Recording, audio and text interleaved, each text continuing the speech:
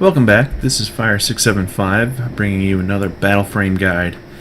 Recently I've been making some pretty lengthy guides. They've been lasting 30 to 40 minutes, and I'm guessing a lot of you aren't sticking around for the whole video. So instead of making a really long video, I'm going to make 3, possibly 4 shorter videos linked together to discuss this Battleframe.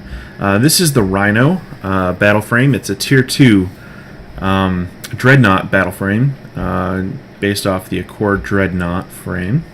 As you can tell, it's pretty beefy looking.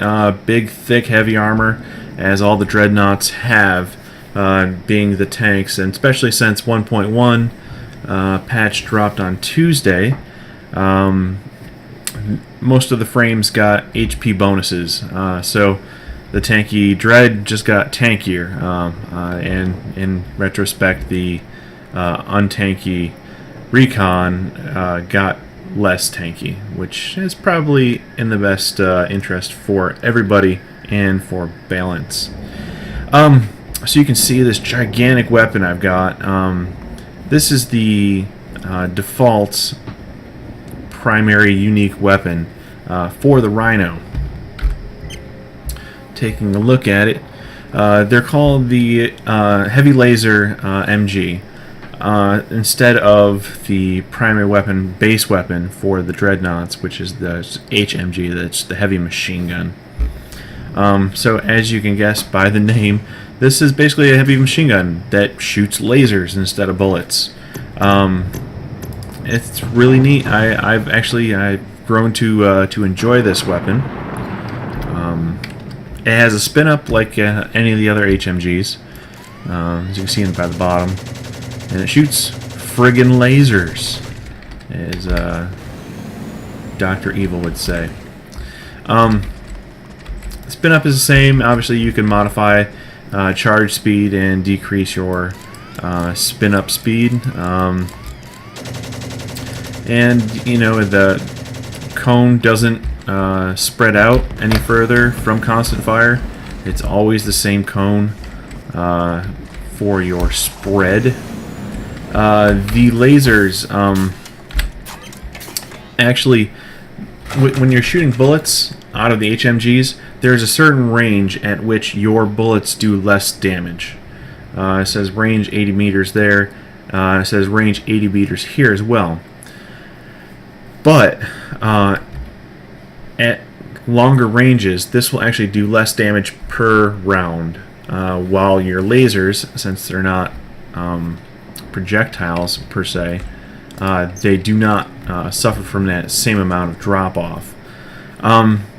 There's no arcing of the lasers, straight shots, so you don't have to worry about distance, bullet drop, anything like that.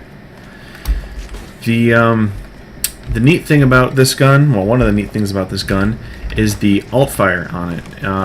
Since it's a laser, you have the option of focusing your laser to a point, and it does a ton of damage very quickly.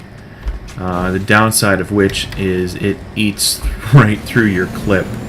Now, the clip in this gun I've got right now, it's 342 rounds, and that lasts quite a bit. You know, if you're using your primary fire, you see it's, you know, ticking down fairly slowly.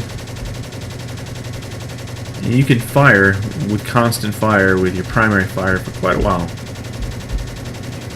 That's some pretty significant range. Granted, you've got amount of spread at the end of your cone there, so if you're at too far range, you're not going to be doing consistent damage because it's too far out. Now, using the alt fire, you can really do some damage, and there's no spin up to it.